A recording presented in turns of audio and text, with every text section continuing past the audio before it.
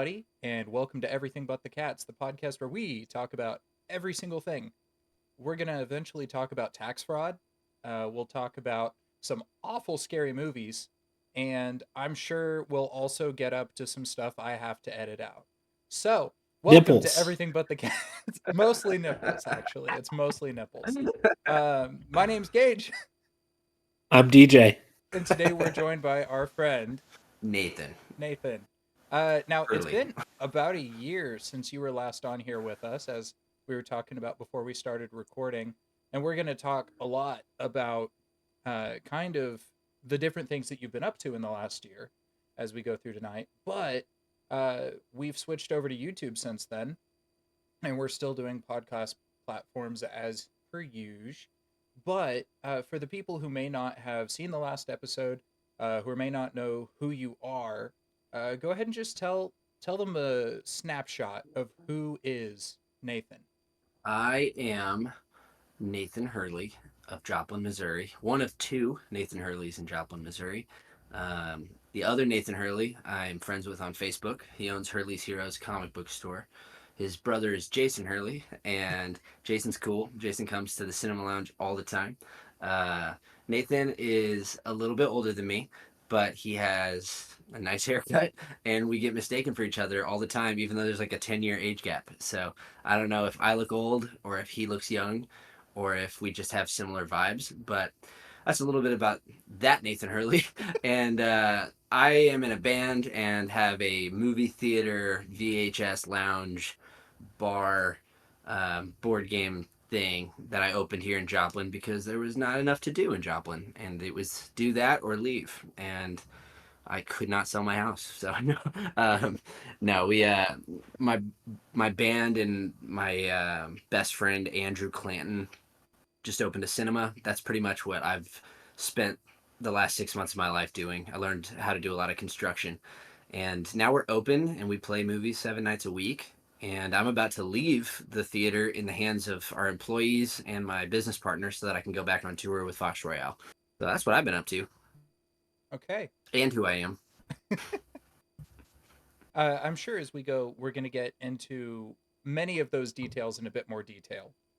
But I do have a question. One of the things that Nathan and I have always talked about, specifically, I don't know how we've always gotten into movie conversations, but it's especially pertinent now because you've got the Cinema Lounge. But I was just curious because we are at the beginning of a new year. What were your favorite and least favorite movies that came out in 2024? Man, trying to remember what I saw. Best movie of the year. It might be recency bias, but the Timothy Chalamet Bob Dylan movie Hmm. was great. It's called A Complete Unknown, and I went in thinking it was going to be like a boring biopic because everybody's like it's amazing, and they always say that, and it never is. Like I hated the Queen biopic, Bohemian Rhapsody. I thought it was trash, so I was expecting this to suck, and it was the director who did the Indiana Jones movie that came out like 2 years ago that wasn't very good. So I was kind of thinking like, oh, this is gonna be awful, but it got good reviews, so I went and saw it, and I don't think I cried, but I feel like I was really close multiple times. And I'm not a huge Bob Dylan fan, but I like him, and the movie was awesome. And Johnny Cash was in it, who I am a huge fan of, and I liked this Johnny Cash better than the Walk the Line Joaquin Phoenix Johnny Cash from like 2005.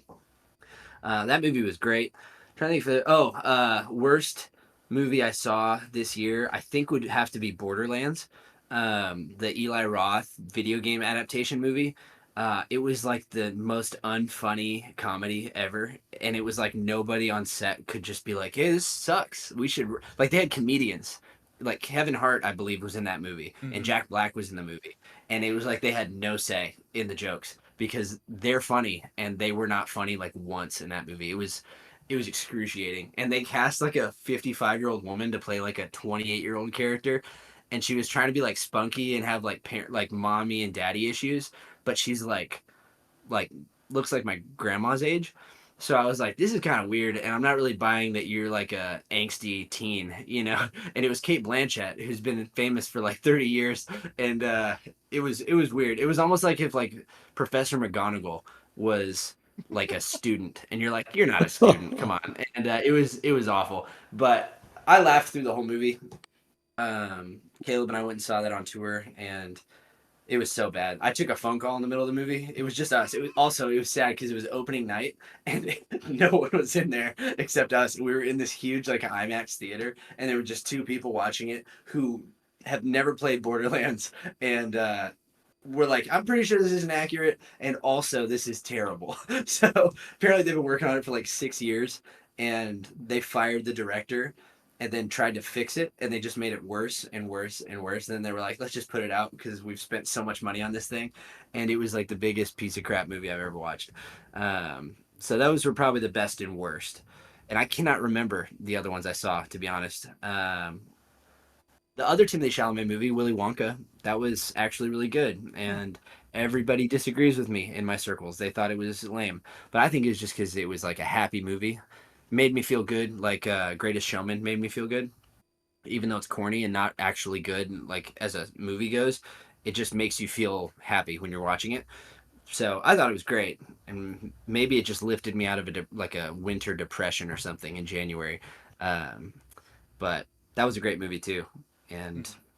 I get a lot of flack for that from the rest of the band. So You saw Nosferatu. We had a bit of back and forth about that. piece of shit movie. I hated that movie too. I forgot about that one. Gosh, I hate how much everyone loves that movie. That's what I hate about it because I watched it and was like, this isn't even fun. Like, and I don't know. I know you liked it, right? Oh, I haven't seen it. I've just like I'm in a Oh, lot of like a lot of the people that I follow on social media are real into horror, and so they were raving about it. And I I love horror.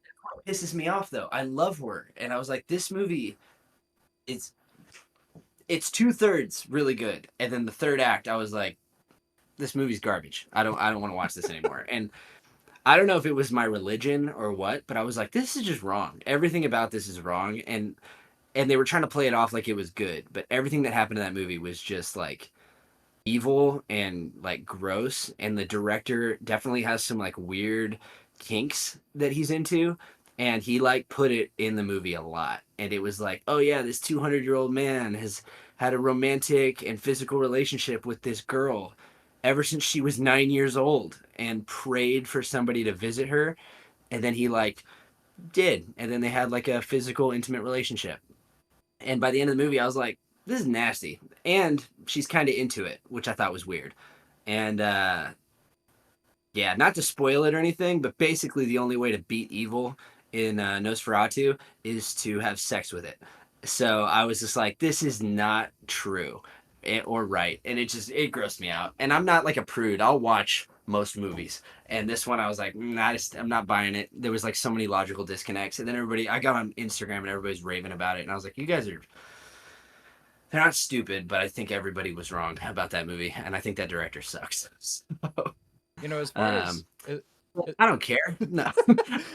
as far as directors like putting their kinks into movies, I think that that is much worse than Quentin Tarantino having Salma Hayek put her feet on his face. Yeah, that one made me uncomfortable too. um, What was yeah, that it's she funny. like? I'm kind of a hypocrite because I've got like those are Quentin Tarantino posters. There's Quentin Tarantino, and I'm like, hey, no kinks in movies, unless they're feet ones. That's fine. No, that yeah, very hypocritical. But I don't know. Those are less egregious than this one because it was just so Mhm. diabolical and gross. Um, who hasn't had a foot in their mouth and done a tequila shot in Mexico? Like, come on. Well, I haven't been to Mexico, so yeah, I saw Hitman this movie this year. The Hit is it just Hitman? Uh, Just Hitman. Yeah. yeah, I really liked it. Um, Yep. I That watched was it great. after DJ and I did our year review for movies, and I think that was probably the funniest movie I saw this year. Glenn Powell. It It was was really good. literally just a movie to like pump up Glenn Powell as an actor. Like that's legit all it was. He had a really good year because he also did Twisters this year, Hmm. and that was also good. And so he's just like basically like, no, I'm the new Brad Pitt. I'm Tom Cruise. Yeah. And he kind of just like in all the right movies to do that. I thought Hitman was hilarious. DJ, did you see it? No, Uh, I Anyways, that's me. No, we were gonna watch Dune 2 in the theater, like early April, and then we had a son, and we watched exactly one new movie, and it was Wicked because Angela's parents watched Isaiah. oh, nice. Wicked was good too. I really liked that one. Yeah. That was weird because saw it as a kid because I used to live on the East Coast, so it was pretty easy to go see like Broadway or off Broadway, or they would come to DC and perform it. And I think I saw Uh, Wicked 3 times as a kid because I had sisters, and I didn't think I had any nostalgia for that movie.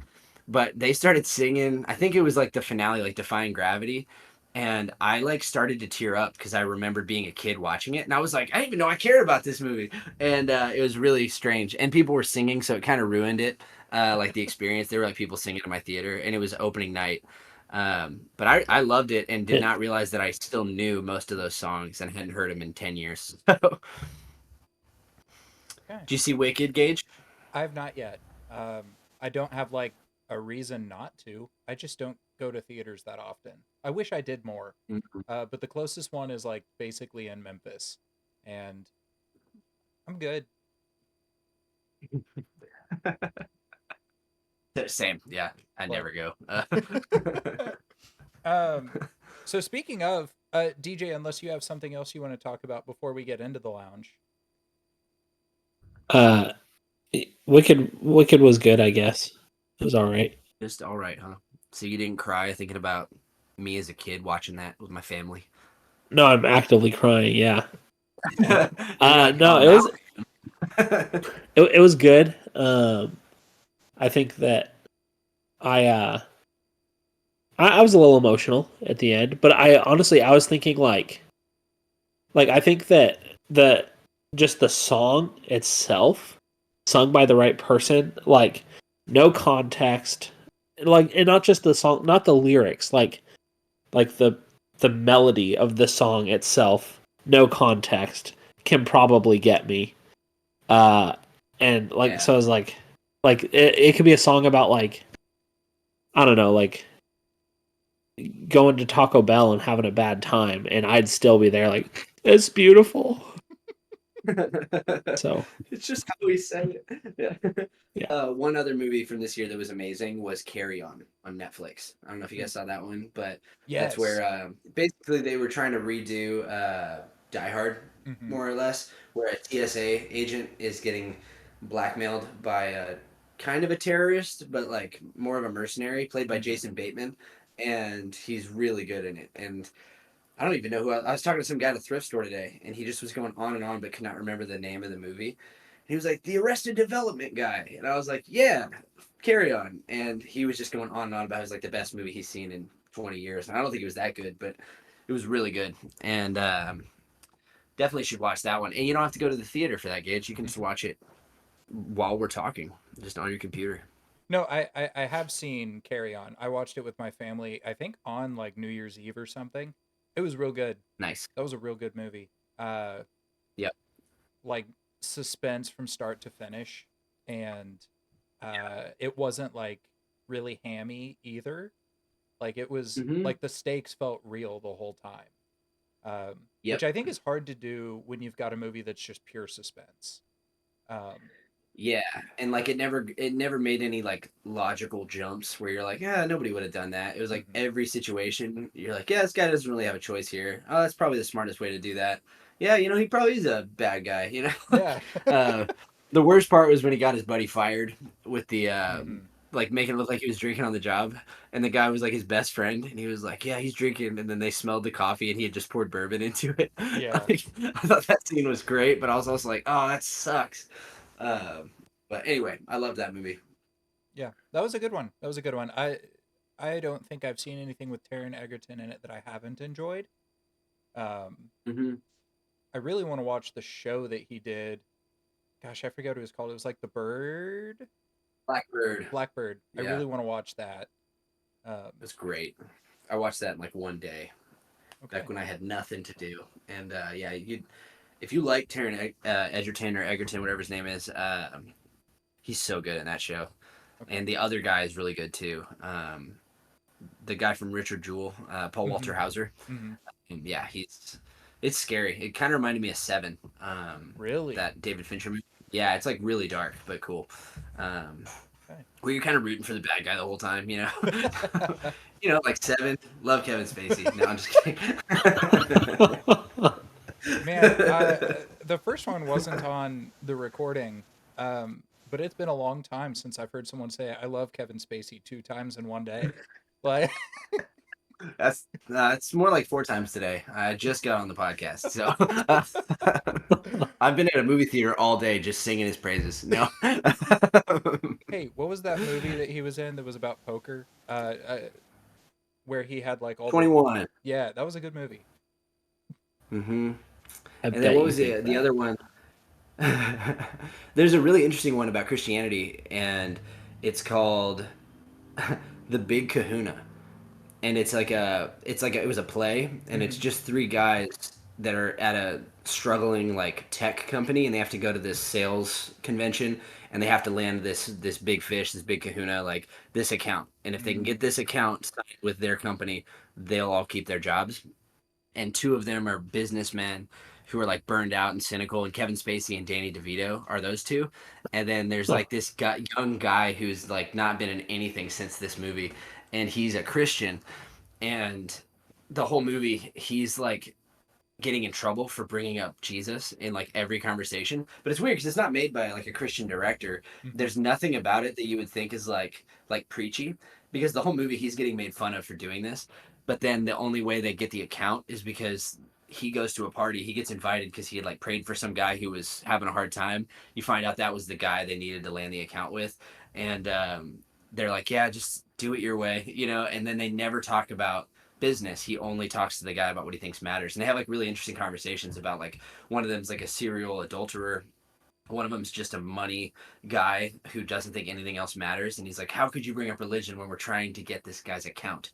And then the other guy's like, well, I just think Christianity and my marriage is more important than anything. And they're just like, this guy's a loser. And it was interesting. We watched that on tour, and I just turned it on because we started some other movie and Spacey was in it, and it was terrible. And I was like, "What's this one?" And now I have it on VHS. I came back to the lounge and found it, and because we've got like 2,000 tapes now, and we have that one, and it's really good but weird because it was like a mainstream Hollywood movie, Hmm. and it's got these weird themes about not just Christianity but like whether or not you're allowed to share that in the workplace, which was interesting. They didn't really have a stance on it, but the character was really weird, and I was like, this is kind of like not a straw man either, which for the '90s was kind of strange. Hmm. Um, so again, Of you said you've got over 2,000 tapes. That's the perfect segue. This past year, you and the band and one of you and your friend, I forget his name. I apologize. I haven't met him, so yeah, Andrew. I think Andrew. I met him after Ozark. Okay. So yeah. So you guys were able to start the Royale Cinema Lounge this past year. Tell us just a little bit about what it is and how it all came to be. Yeah. So what it is, it's a I think of it more as like a movie appreciation, like third space. Hmm. We've got a cinema with like 35 seats. Um, so we play like today we played two new movies that are like indie films that Regal didn't play. I think Regal may have played one of them for like 2 days. But basically we were giving movies like a longer theatrical run by putting them in a small space because Regal can't make any money off movies like that. But then people in Joplin have to commute like 2 hours to see it somewhere else, like Kansas City or Tulsa. So I would go to Bookhouse Cinema all the time to watch those movies that they were booking that nobody else would get because they weren't like super profitable Hmm. and they were too niche for like a theater chain. Um, and Bookhouse decided to close their doors. They didn't go out of business. They just kind of were done with this chapter of their lives. They'd run it pretty successfully for like 7 years, and I had asked them a couple years ago. My dad and I were like, "Oh, it'd be cool if we could like take over like a micro cinema and kind of make it into like a family thing." and they were like, yeah, we're not selling. And we were like, okay. And then somebody texted me, was like, did you know they're closing? And I was on tour, but as soon as I saw they were closing, and I went and looked it up and found that it was listed for sale, and it had been listed for a while. And I think it's just one of those things where like it's a restaurant with a dining area and a bar, and then it's got a movie theater, and that's it. So like unless that's exactly what you're looking for, a lot of people are just not gonna even waste their time touring it because it's such a specific type of thing. And I specifically wanted that one 2 years ago, and so we came back and I met with them, and I knew the owners and not super well, but I just was a regular, and I asked them if they'd consider like handing the keys over to us. So we ended up like negotiating a pretty like great deal for both sides, and they were really gracious and helpful because they wanted it to stay a movie theater.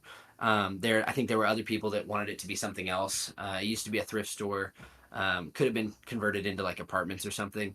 And when I told them that I was going to preserve like the movie part of it, they were like super on board and helpful, and they've been like mentors to us and like taught us how to book movies and like where to find information on, like, because you have to get permission for like new release films.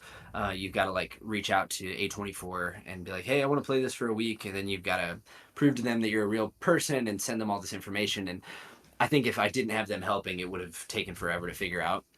So we kind of had like a leg up as opposed to most like first time owners, because somebody just gave us like their whole playbook, and they're like, here's the spreadsheet of everybody you'll need to talk to, here's how we did it, here's the best times to do it, here's how the technology works. And they just, everybody they were working with for 6 years, they just were like, hey, here's the new guy, and we just got to step in and take it over. So that was awesome. But the other thing that we added, though, we've changed quite a bit. So we're not a restaurant. Andrew and I are not cooks, and we have no passion to cook.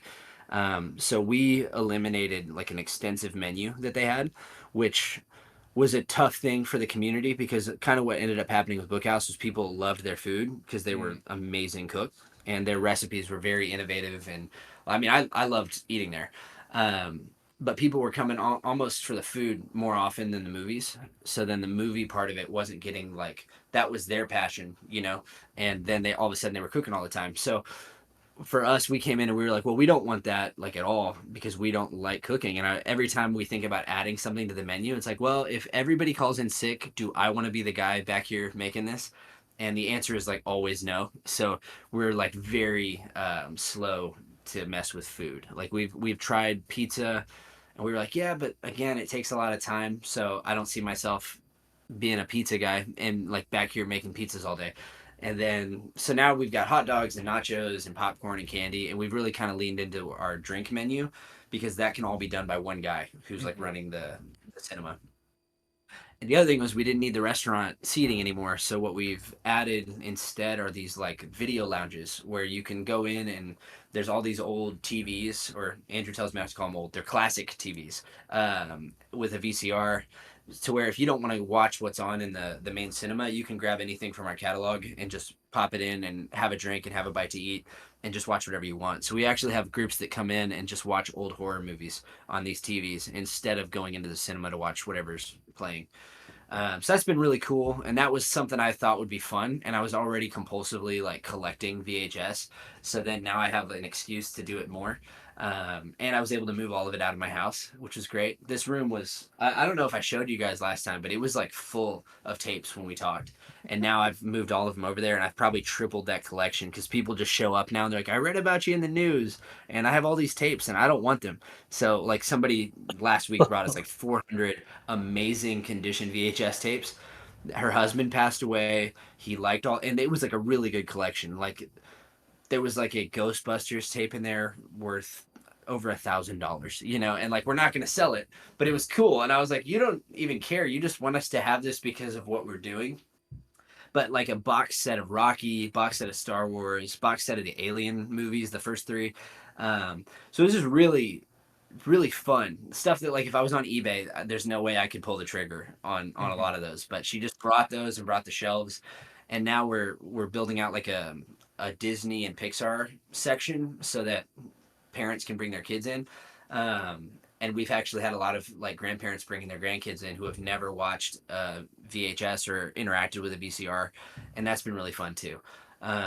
So it's kind of fun. It's like a cinema appreciation. So when you're there, you can watch whatever you want. You can watch what we have on the big screen, or you can just have your own experience and watch something that you're never gonna see anywhere else. That like frankly, a lot of these movies will never even be on Netflix because they were just like that Big Kahuna movie. Hmm. Like that's not streaming anywhere because no one wants to see that. But if you're a fan and you've heard that it's interesting, um, we have it, so you can just watch it anytime you want. You know, so it's kind of cool, and also like preserving something that was completely obsolete like 2 years ago, Hmm. and they're starting to make a comeback, and so it's been fun, and it's just a more fun way to do a movie theater, I think. Also, it's like the only job I've ever had where I show up and I'm like, oh, I like this.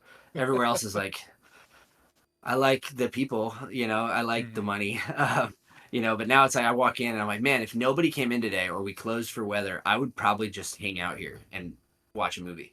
So it's really cool to build something around something that I'm passionate about, you know. And Hmm. Caleb loves movies. My whole family, like we're all cinephiles, so we just can talk about it all day. And we're finding these people that are coming out to see, like we played Seven the other night, because it was like the 30th anniversary or something.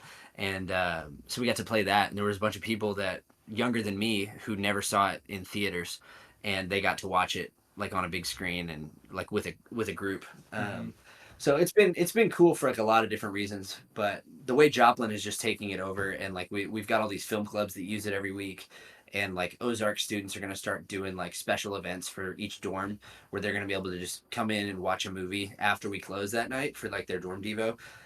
So that's one of the things that I'm able to like. Ozark's right there, so I'm like, yeah, you should just come use it, Hmm. even if it's just once a semester, you know.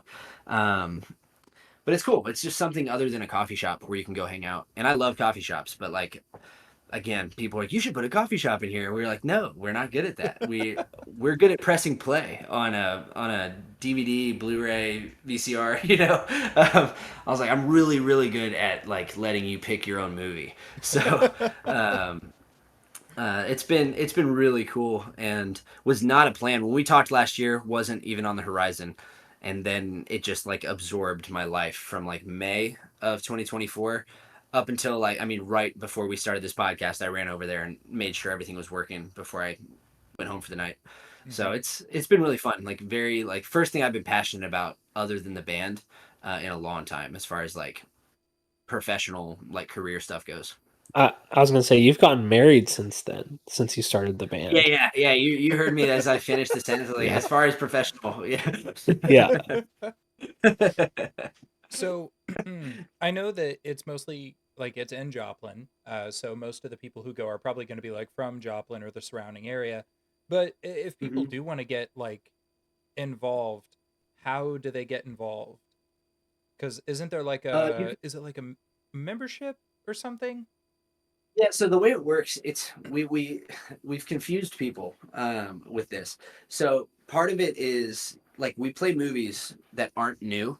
And if I wanted to sell tickets, like for Seven, for example, like when we played that last week or something, if I wanted to sell tickets and put Seven on the marquee outside, I would have to pay the studio like $500 to play it one time. Um, and then I would sell 10 tickets and I would lose $450, you know? No, but like that's not viable. And that's why movie theaters never play classic films that you probably want to watch, is because it's too expensive. Because if they're using the movie to get you in the door, you've got to pay ridiculous numbers, like numbers that people were paying in the 80s and 90s. But now it's like there's no incentive to go to a theater if it's going to cost you. Like if I have to charge everybody $30 to watch a movie that they have at home, no one's coming. So what we did instead was we decided we wouldn't promote our classic films, and we instead licensed the building as a film club. So we're still able to do like new releases and operate as a theater for like the first half of the day. But then all of our late night showings, we play whatever we want. So we have no restriction on what films we play. I think we have like over 1,500 studios where we're greenlit to play whatever we want. The only caveat is I can't put Jaws on the marquee or say we're playing Jaws today at 7 and then charge a ticket for it. So instead, it's like you can get a day pass and you can watch all the VHS tapes in the lounge, or you can walk into the cinema and watch the big screen. But we don't care. Once you pass the bar, we're not checking tickets. We don't really care what you're there to do. But the club setup means that every member that comes in, like somebody came in today this older lady, and she was like, I'd like to watch Doubt, like the Philip Seymour Hoffman movie about like the priest that gets accused of like sexual misconduct. And it's a really cool movie. But I was like, oh, I'll book that. And she's like, I can just watch it on a small screen. And I was like, well, in a couple of weeks, I could just put it on the big screen and I'll just let you know when it plays. So every week we send out an email with our whole schedule. And if you're on the email list, you can see all the classic films and the new releases. Whereas if you're not on the email list and you get on our website, you'll see what the new releases are, and then you'll just see like a big question mark where the mystery showings are. So you know something's playing at 8 o'clock. There's a hint about what it is. You know how long it is, but we're not telling you what it is until you make an account and log in. And it doesn't cost anything to be a member, but it kind of protects us legally so that we can operate the way we think it should be operated. Mm-hmm. And we're essentially, for that reason, we're more like a film library that does new releases than we are like a traditional movie theater. Which is also why we're leaning into like we're trying to get old video games. Because Vintage Stock just closed down their like video game area, Mm-hmm. so we're putting in like video game consoles like N64s and Segas. I think we'll go as new as a PlayStation 2. So we're gonna have that set up so that people can come in and play games. But it's more like an Real, analog museum, you know. Mm-hmm. So what were we gonna say, DJ? Sorry. I'm so sorry to interrupt. They shut down their video game stuff. Yeah, dude. I was there the other day, That's and it's all like ripped out. I don't know Like what's happening with that. the area where you would play video baloney. games, Yeah. because Oh, that's been okay. gone for a Not like, while. Like yeah, that's yeah. No, I was Not there the like, other day though. They had like one booth set up, and then they had like a thing about how they were closing it down, hmm, and then they had everything else in boxes. So it's like they've tried to bring it back, and I thought that was hmm, cool that they had that. But I was also thinking if you could put that somewhere where you feel a little more relaxed, because yeah, Vintage Stock still has yeah, like a retail space, like you're at a store, you know. hmm, It's yeah. like a hipster Best Buy, but but yeah, so we're adding that too, and we've got like an old pinball machine that's coming in soon. Uh, That's dope. so our thing is like as long as it's movie related or gaming related, like all of that kind of fits together. We have people that come in like once or twice a week and do D&D campaigns, and we've got space for that. So our thing is like if you like pop culture at all, there's probably something for you there, and we're open every night, which everywhere else in Joplin closes for some reason, like Sunday, Monday, Tuesday. So we just decided we're like, yeah, why don't we just be open, even if we're slow on those days? It's at least an option, you know. hmm, And it's been really cool because people have started like calling us to see what we're playing. So we have like the old fashioned like movie phone where the people call and they're like, "What's the 8 o'clock?" And then we tell them, they're like, "Thanks," and then that's it. And then they usually show up and they're like, "Yeah, I called earlier. I talked to one of you guys." It's like, "Yeah, isn't that like weird?" You know, because that's not how anybody does it. Uh, but again, if anybody asks us what we're playing, we can tell them. If anybody messages us on Facebook, we send them the schedule, Instagram, all of it. And then I've got like a Google Voice phone number. So whenever I get a Google Voice call, I have to be like, yeah, it's Nathan, Royale Cinema Lounge. I've been like in bed reading. And somebody will call me like 11 o'clock, but the theater's still open. So I'll be like, yeah, come on over. And then hang up and go to sleep. So, but yeah, it's been really fun, and it's still kind of evolving into whatever it's going to be.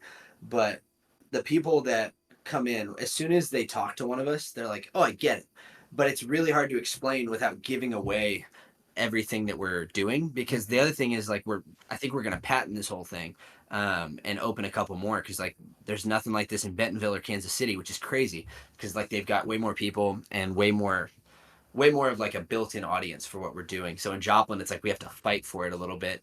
But once we find them, like people are buying annual memberships and they come in once and they're like, yeah, give me the monthly because it just makes sense. It's like $15 a month. Students, like college students, it's $10 a month, and you can go to as many movies as you want. So that's 31 days a week or 31 days a month where you have somewhere you can go do something or watch something, hmm. and my goal is just to keep it open as long as possible, and I think everything is going way better than we're even projecting. So I think yeah, I think it's going to be cool, and I think it's going to keep growing, and then hopefully we'll have like one or two more of these within like the next 18 months. So Okay. but yeah, that's Royale Cinema Lounge. That's a lot. Sorry, I just like monologued, but it's just all I think about. Now, And my wife. last year when we had you on, we talked about two specific movies, and doing them as kind of a double feature, and you got to do that this year. Yeah, yeah. We were joking about the Jack Frost with Michael Keaton, and then the Jack Frost horror movie that had like the same effects, and like it looks the same. And I was like, oh, I'm gonna throw a Christmas party and do a double feature at my house. And instead, we just put it on at Royale Cinema Lounge. So we had a day where we just played like 3 Jack Frost movies in a row, and it was awesome. And we had people just stay for all 3 of them. It was great. But it was really funny because when we talked last year, this was not even a possibility of something that was going to happen. And then I was talking to Caleb, and he's like, "Really? Are we going to do this?" And I was like, "We have to do this. It's important." And it was just because we talked about it once, you know. Appreciate But that. absolutely, guys, it was important to me. I think I texted you guys like a You screenshot did. of it or something. Hmm. Did I text you, DJ, or was that you, Gage? But like it You, was you like the middle of texted the me night. too. Yeah. I Yeah. was so hype about it. I was just like, look at this, you know. And everybody else like, yeah, these movies suck. Yeah. I Yeah, your remember. business is gonna fail because of today. Yeah. I was like, they're like, yeah, they're playing like terrible 90s movies for some reason. I didn't But we those haven't played like The Room yet. We got to play that one. didn't those like come out within a year of each other, a year or two? Like they were really Yes. close Yeah, one together. was like 97 and 1998, I believe. Yeah, and now I own both of them, so that's cool. Yeah. There's no resale value on those. Nobody wants them. The Even Is Goodwill was like, is Kevin Spacey in either of those? no, that's why nobody wants it. No. Yeah, not interested. Yeah. Are we Um, gonna leave any of this Kevin Spacey stuff in here? Because I hope you guys know I'm joking, but it is like a Yeah. running joke in the theater. We're like, we got to do Kevin Spacey week. We did like Nicolas Cage's birthday, and we put a Nick Cage movie on every TV in the lounge, and just played Nick Cage for like 7 hours. And then we didn't play anything Nick Cage related in the cinema, unfortunately. But it was really fun. I found out that I have like 5 copies of Face Off, 4 copies of Con Air. What's the other one? Oh, Gone in 60 Seconds. That one, every time I buy a bundle of VHS, there's always like 2 of those in there. So we just got like a whole row of Nick Cage, but it's only like 5 movies. It's like a library. You know, you're like, yeah, these are the only ones we rent out to people because we have so many of them. We don't care if you bring it back. Uh, Yeah. When my grandma eventually passes, I'll make sure you get her collection of Gone in 60 Seconds. There you go. I was Yeah. like, I didn't even know where you were going with that, but I was like, yeah, whenever that happens. No, no, I figured, man. That's where the gold mines are. Is like whenever somebody of that age passes away and nobody wants their VHS collection. It's just like I'm like, thank you. Estate sales are the best. Oh, I'm sure. It's so good, man. Just so much Nick Cage and Kevin Spacey, and everything you want. No. so Bill Cosby. Oh, dude, we found a Bill Cosby like stand-up comedy uh, VHS tape, and we were like, should we just have like an outlaw section where it's just like everybody you're not supposed to like, you know? Diddy didn't That's so have good. any VHS movies. He didn't start doing movies till like 2009, so our mhm. Diddy collection's all DVD. But we got him. No, I'm just kidding. We don't. Only because he never did VHS. So, well, Yeah. actually, he probably did, but But just not we wide don't have release. those movies. Yeah, yeah, we don't have those. Apparently, no one does. So that would Uh, sell tickets. Can you imagine? We got the TV video. That's terrible. But you can't cancel a movie theater, can you? Uh, I don't know. Maybe you could. You know what's crazy? Mel Gibson has a new movie out. Speaking of outlaws, he has a new movie, and I called his agency today trying to figure out if I could get his movie to play at the theater because it's mhm. got Mark Wahlberg in it. So that's the big two right there. But yeah, like it was weird just being like, oh, I guess I'll just call them. And I left a voicemail with Lionsgate today. I was like, hey, I've got a movie theater. We'd like your movie. Please call me back. And they haven't called me back yet, which means I got to call them again tomorrow. But there's a chance, like with these guys that are like on the blacklist in Hollywood, they have nothing going on. So if a theater in little old Joplin, Missouri was like, hey, you should come out here, do a Q&A, and we'll do like a whole week of your films. We could get them. But Caleb said that that might be a little too controversial because then it's like no one's heard of you, and then everyone would hear about you, and everyone would hate you. So we're like, actually, no. And then now we're gonna have to take a stance. I'm like, we will not be hosting any Kevin Spacey Q&As in our theater anymore.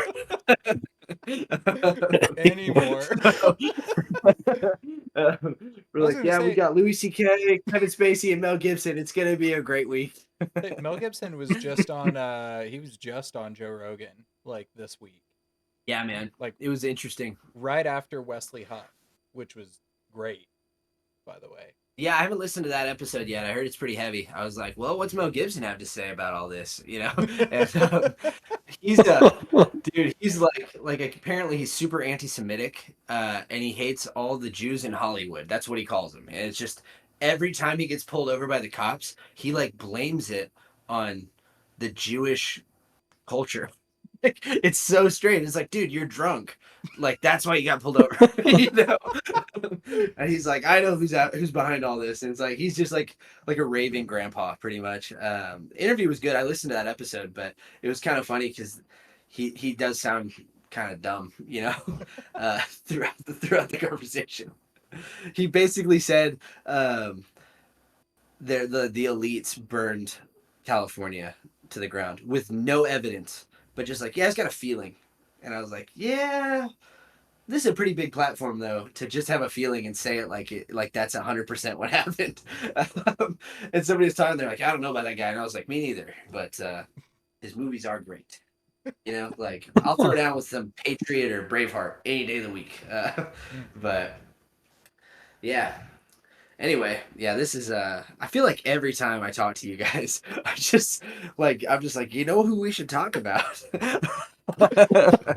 That's a sign of a good episode. Because Oh yeah, they're like, who's this idiot? there's almost nothing I've heard so far that I feel like I am gonna cut, actually. Yeah. Good. Welcome. Perfect. Yeah. It's just like I come back, I'm like, yeah, so I have a band, I have a business that relies on the goodwill of the community. Anyway, here are my favorite people. You know, Yeah. when I was in high school, I used to get Mel Gibson and Mel Brooks confused. And so I was Hmm. like, wow, so the Yeah. same guy who directed The Passion of the Christ also directed Young Frankenstein. Spaceballs. Blazing Saddles. Yeah. Uh, Have you guys ever watched Jiminy Glick? Do you guys know who that is? mm-mm. Yeah. You should go down that rabbit hole. It's Martin Short's character, and he had a talk show for years where he wears like a fat suit, and he plays like a daytime television host who is just an asshole to people. And he interviews Mel Brooks, he interviews Jerry Seinfeld, and he interviews like Larry David and Ricky Gervais, and he just treats them like shit. It's so funny. But he was talking to Mel Brooks, and Mel Brooks is Jewish, and he just goes, Mel, what's your big beef with the Nazis? And like he's like, you're always Nazi this, Nazi that, and Mel Brooks just loses it because he's like, well, I don't know, they're not very nice. Like, you know, he's like, I think they're rude, and that was like all he says about it. And Jiminy Glick was like, I say move on from it. It's you talk about it too much. So it's crazy satire, but it's I feel like I'll see the same clip pop up in my Instagram reels and I watch it every time because Hmm. it's so funny. He asks Bill Hader, he's like, yeah, so who are you? Like, what are you in? I'm sure it's great. I haven't seen it. I'm not gonna see it, but tell me about that. Like, you know, and That's so it's good. really funny. You guys should watch it Okay. if you haven't. DJ, did you say you have seen it? No, not even a little bit. Oh my gosh, you guys would love it. It's so funny and so offensive, but it's really funny. Offensive and funny. That's what we have you for.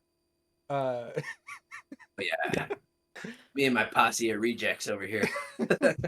um, but so that's a lot of really cool stuff going on with the Cinema Lounge and the idea of potentially opening up a couple other locations. That's super cool too. Um, but as you mentioned, you are also in a band. I'm wearing your shirt. Uh, well, not yours. I hope it wasn't yours. Um, Probably was, but it's cool. Yeah, I actually don't have that one anymore, so I was gonna you say can give it back. I'm like twice your size. It would not fit you well.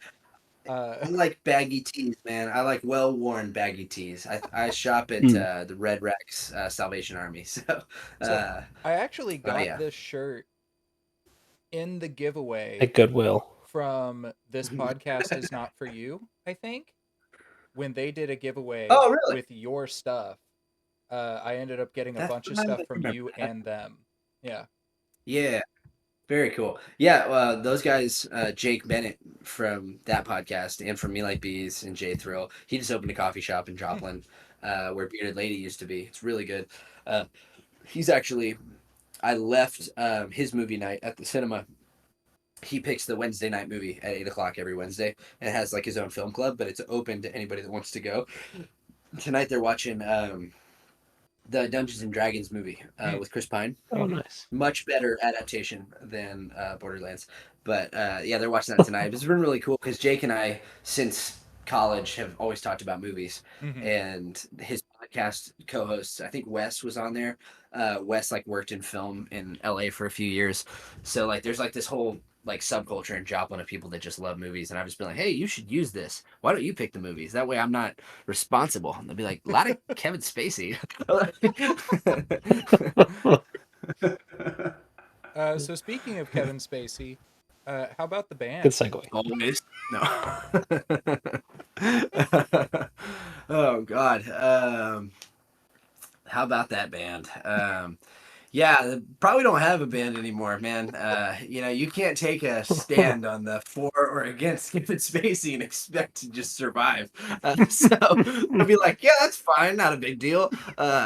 People like what they like.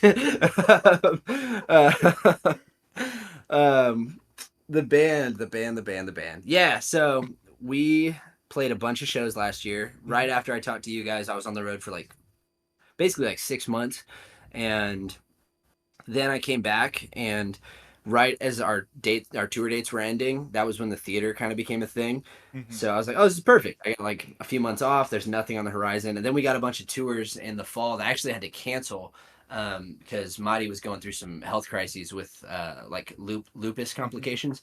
So I ended up just being home a bunch in the fall, which was good because I think it would have been awful if she was here by herself. And being on tour every day, being like, oh, she's in like chronic pain and going to the emergency room. And like, there's just a lot of stuff that we had never dealt with before. So it was really awesome that the band just let me do what I needed to do. And now that that's kind of under control and she's like in recovery now and doing much better, she's back to work. Um, Now we're able to play shows again. And now we kind of know what to expect next time there's like a flare up of some kind. But Hmm. yeah, that was a crazy.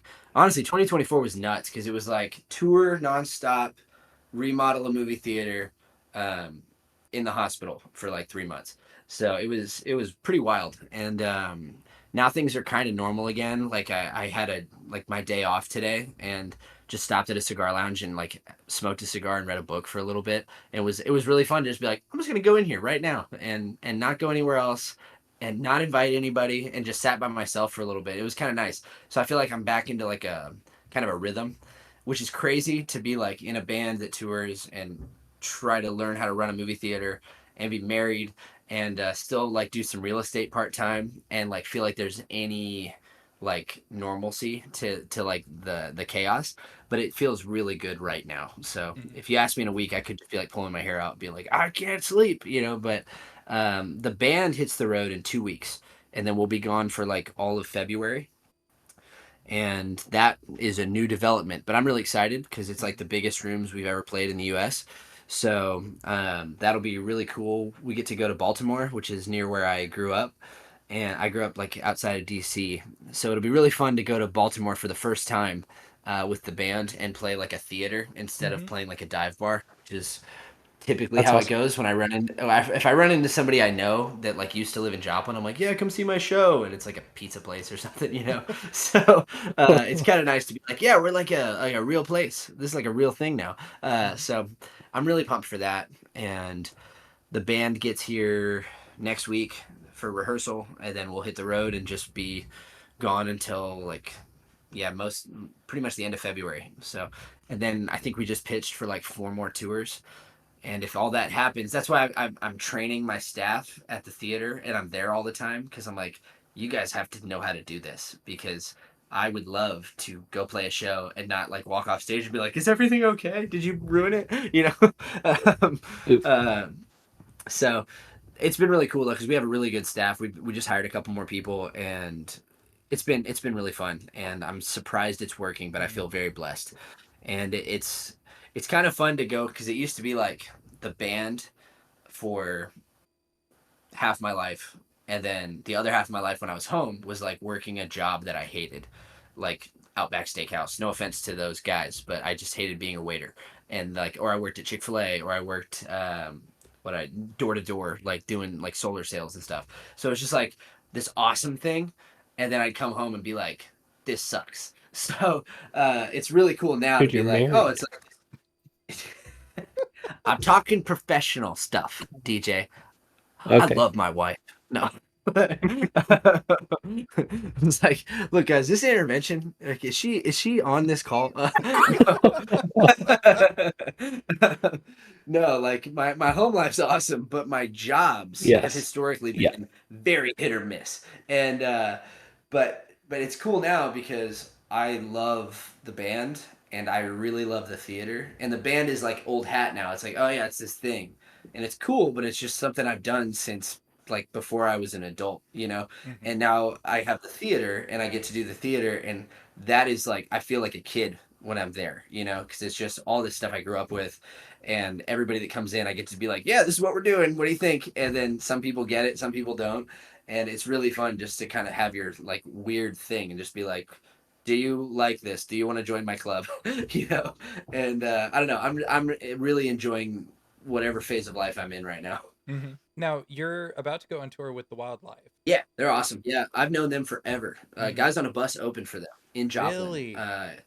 Yeah, when I was running Joplin Avenue's shows, um, some Ozark students were like, "Hey, you should book the Wildlife," and I was like, "I don't know who that is," but I just messaged them, and they were like, "Okay," and they came and played a show with us. We went to Downtown Burgers with them, bought them coffee, kind of showed them around Joplin. Mhm. They were just in awe of Joplin. No, um, they're from Indianapolis. They'd never been to a big city before, and they were cool. But it was like we haven't seen them since. We haven't even played the same festivals. We've never been in the same town as them. Like Mhm. no overlap. And then all of a sudden we got like like we heard we might get 2 or 3 shows opening for them, and then next thing I know, like we got the whole tour, which was great news. But it was the first time ever where I was like, I don't know how I'm gonna make this happen because I've got a lot of other things to worry about. And I just met with the guys and we figured out a plan and I mean I said yes anyway, without having a drummer lined up, without having staffing for the theater. I was like, I'm leaving. Good luck. Um, but we've worked it out, and that's my favorite thing about being like an adult with a more developed brain now than I like 4 years ago. I can be like, oh, we have a serious problem here. There's a scheduling conflict, and then we were able to just fix it in like a couple hours. So Mhm. it's nice to have the resources and like just the capacity to not freak out when I don't know, like a 3 week trip gets dropped on you. So I feel like that's almost the exact same response that you gave last year when talking about tours is you're like, "Yeah, I'm accepting shows. We don't even have a drummer, but I'm just saying yes." And like I mean, ever since like yeah, like I think I still do that. I definitely still do that. And then every time I see a tour, like we have a show at Liberty. I just found out this is public information now. We're playing at Liberty University hmm, in April, opening for Colony House, and it was really fun just to be like, yeah, no problem. I don't know what's going on in April, but that's on the calendar now. So that like I will be in Virginia April 4th doing that show, and there's going to be stuff before and after that to get there. There'll be a bunch of other dates, but I feel like I've always just said yes. But now the things I'm mhm. saying yes to are like good things, instead of just being like, heck yeah, I'll come to Phoenix for one show. You're going to pay me $50. Done. And I've done that, Um, so it's really fun, and the thing about the drummer is really interesting because I feel like I've met so many cool drummers in the past year because we have like 4 on rotation right Mhm. now because every drummer that we have they all live in different parts of the country, And like for this tour, there was no notice, and it's wintertime, which is when musicians go on vacation, because nobody tours for the most part. So the drummer we used the most last year is in Europe until March. The other drummer is getting married, and then I think the other drummer's not a drummer anymore, you know. And then like our OG, like Evan, and then Chase, uh, those are the only two drummers we've ever like really clicked with, and we're like in it 100%. So now it's weird where like there's three of us at the front that are in the band, and then the drummer, great guys, all of them, but it changes all the time. So like they all just have to learn the set, and then we have to like drill a bunch like on the transitions and how it's going to work. And we just kind of like accepted that like, yeah, if you want to have like the bandwidth to do any show that comes on the horizon, like you just need a long roster, because that's a hard position to fill. And yeah, it's tough, but I just don't think we found that guy yet either that we really want to like lock into. Like if any of them listen to this, like it's not an issue with them, it's more an issue of like how much the band matters. um so yeah, it's been a really weird shift, but I think ever since we got used to the fact that like we're gonna do this no matter what hurdles come our way, like band members having other obligations and things has just become a like a way of life because we're not teenagers, you know. It was really cool though. I think we probably talked about this, but last time I talked to you guys, I'd just gotten back from the tour in Europe, and that was Evan's last like run with us. But we had a show recently where Evan was there, and then another drummer that we had used was there, and then we had a new guy drumming, and it was just strange to see like all of them like together. But it's been really interesting. We have like this whole like what's the word, like a Rolodex of drummers that we use. Because but yeah, that's been really interesting. I don't know if that's ever going to change really though, because we kind of like that, you know, we can negotiate a little more now, because it's like, well, you know, this guy will do it for free. He said he'd pay us, you know, $5,000 to drum for us, which is not true. But you know, sometimes you get the right guy, you know, and start making money. So I do like that, like the real subtle drop of like opening for Colony House. Um, like that's really well, I didn't cool. even know if you guys knew who they were, Oh, of but I love course, that band. So dude, I love Colony House. I think like we same. listened to Colony House together in college at one point. You're probably right about that. Like the new album, well, new at the time, Yeah. Only the Lonely. I think Mm-hmm. that was when, yeah, I think I remember that. Mm-hmm.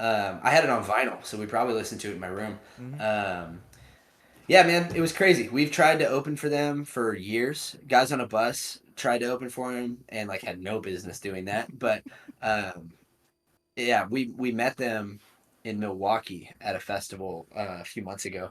It was really fun. We got to open for Colony House at this festival, Mount Joy, and The Collection.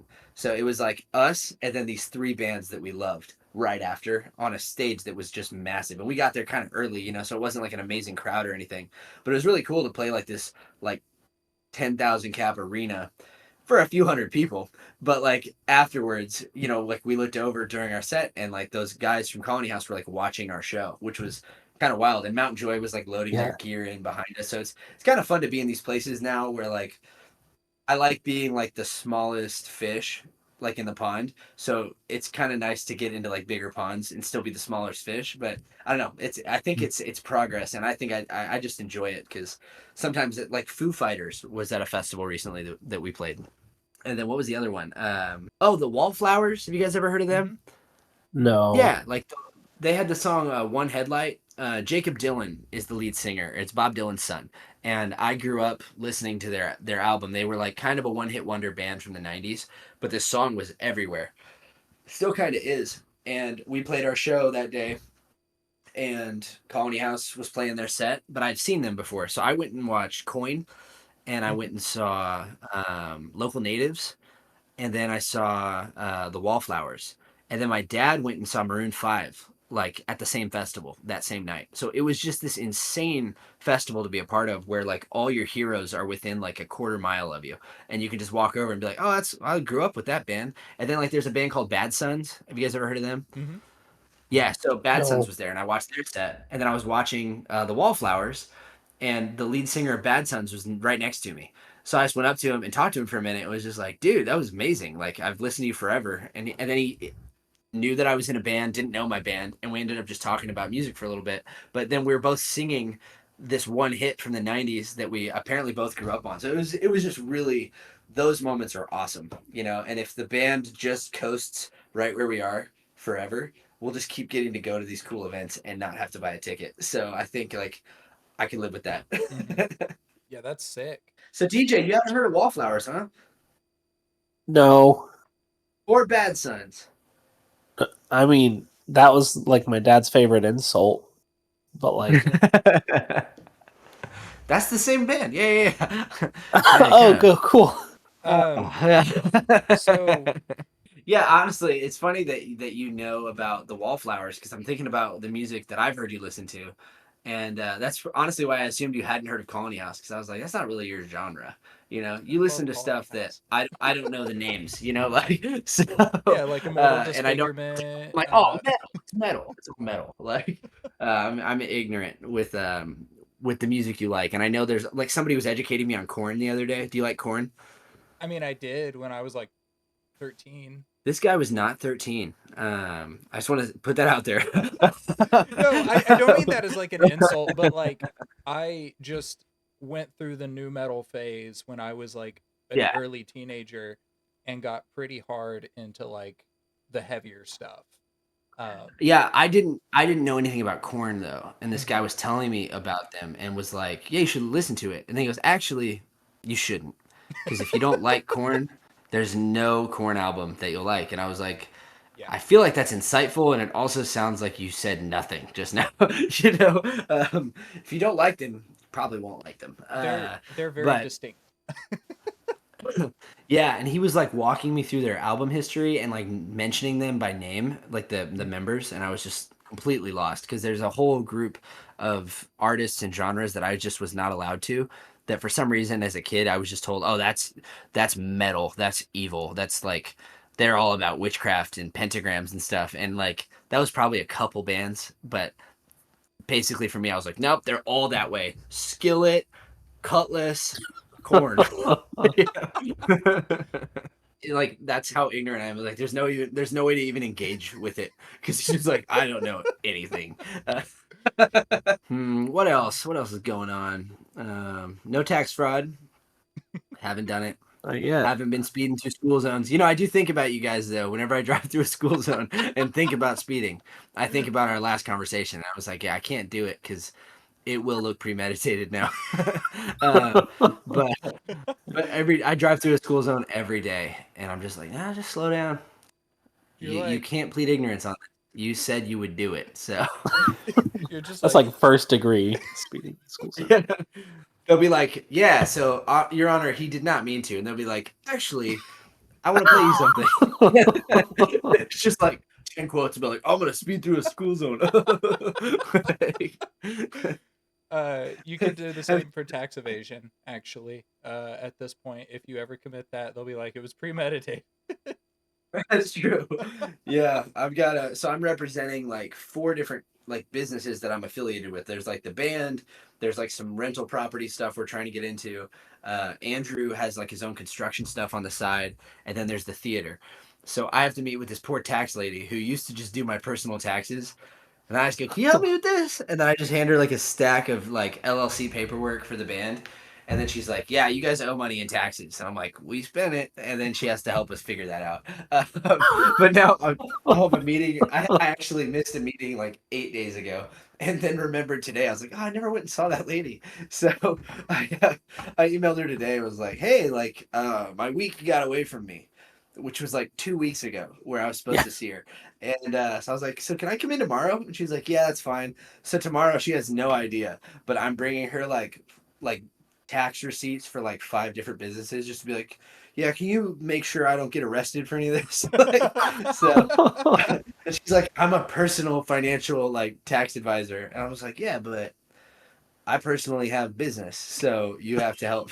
I was like, Christy, you're the only lady I know that knows about taxes. So everyone else doesn't know about taxes. So you help me or I'm going to go to jail. And then she helps me. So That'll be a fun conversation tomorrow. I'll be like, yeah, and one more thing. And then I'll just enter like a totally different business model. I'll be like, how do theaters write off their taxes? And while we're talking about it, what about like if you're like a construction guy and you're doing a bunch of like 1099 work? What about that? And it's not me, it's some other guy that's not here. So I'm wondering if tomorrow's going to be my last meeting with her and she'll be like, go somewhere else. But we'll see. No tax evasion though, just tax headaches for the what are they called? Like CPAs? CPAs. Is that it? What's that stand CPR. for? CPRs. Certified. Person. I don't know, man. CPA, Person. A te- Personal accountant. certified personal accountant. What's Public accountant. Heck, my life. do you guys have anything else you want to talk to me about? Any skeletons in the closet? Any Kevin Spacey related like trivia I can help with? I actually God, you should just call this Royale Cinema Lounge, Fox Royale, and Kevin Spacey. I probably will. Probably will.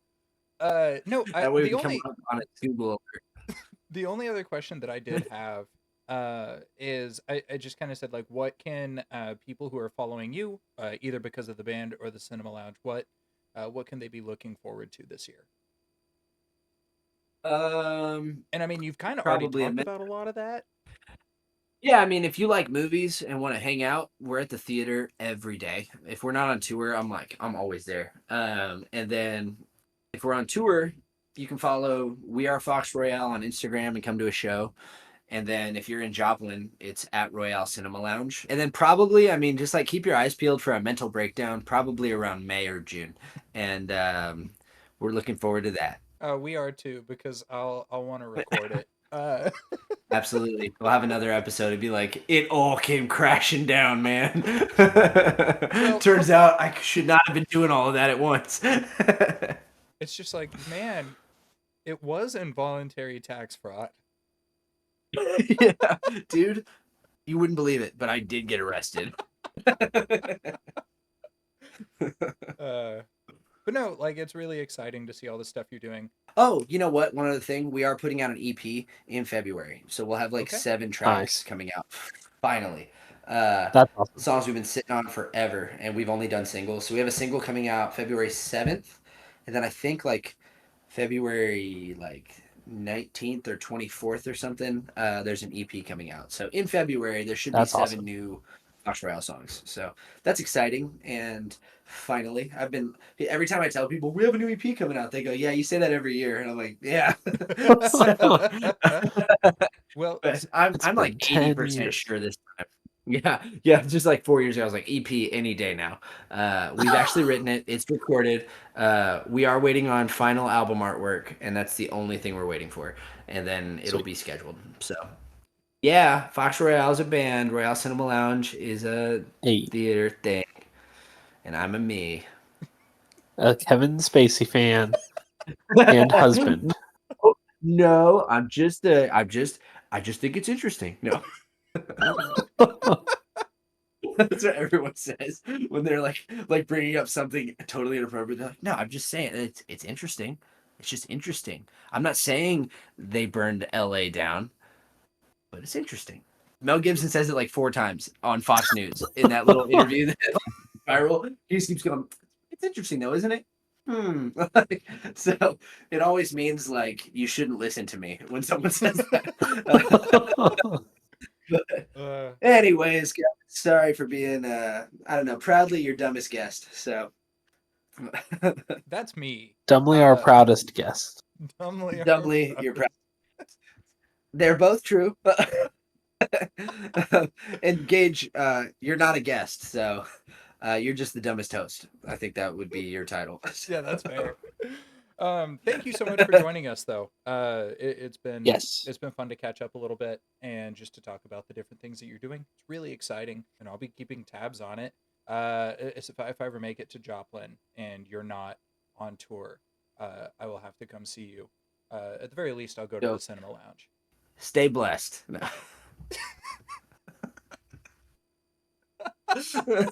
Sorry, guys. I'm feeling silly.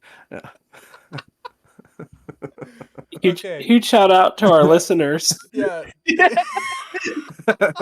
Also, Adam Ward and Jared Scrother Yeah. for our intro and outro music. There One you last go. thing. Thank you if you've made it this far. We hope you enjoyed the ride. If you haven't yet, please go ahead and subscribe, leave a like, comment. If you want to be involved, email us at nocatspod@gmail.com. And yeah, stay lovely, listeners. Well, thank yourselves.